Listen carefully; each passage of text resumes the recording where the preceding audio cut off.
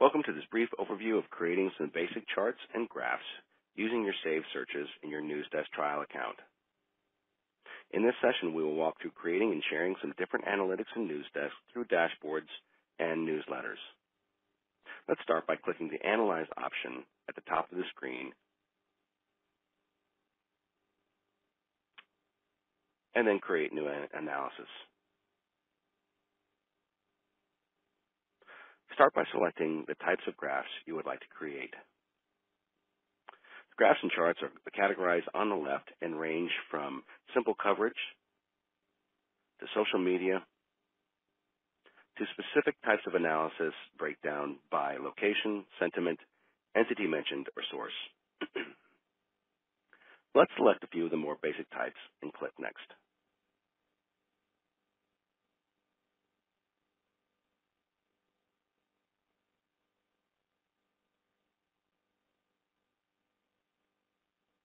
You will now add the contents of the searches you have created to analyze. Just click those searches or clippings feeds you wish to add.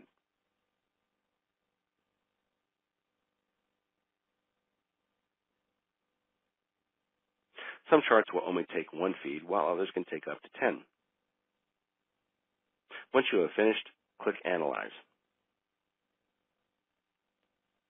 And now we can go on to adjust any of the settings that we need in order to complete our charts.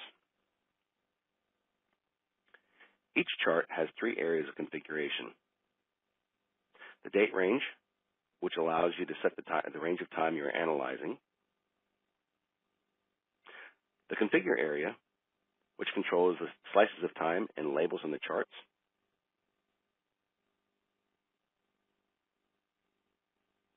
And finally, the chart type, which allows you to change between the default type and some of the other chart types. Please note, not all the charts support every type of chart type, and they will be indicated by a grayed out icon.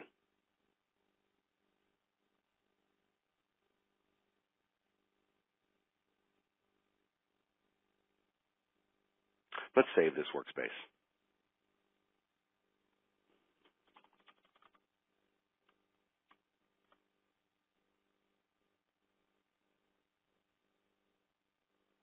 Once I have completed and configured all of my charts, I can save them individually or as a group, as a PDF,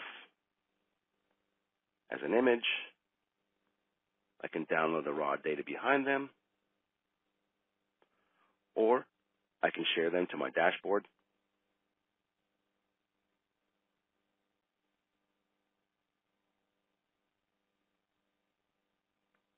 or to a newsletter that I have previously created.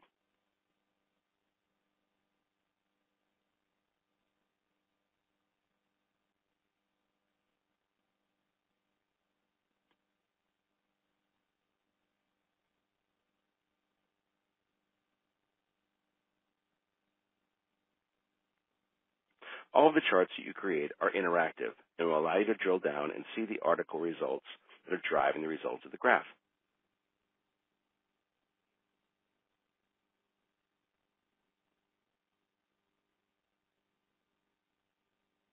We hope you have found this review of the Newsdesk analysis helpful. For additional questions about this tool, please reference the additional training videos, the help guide, or call our client services support number. Thank you.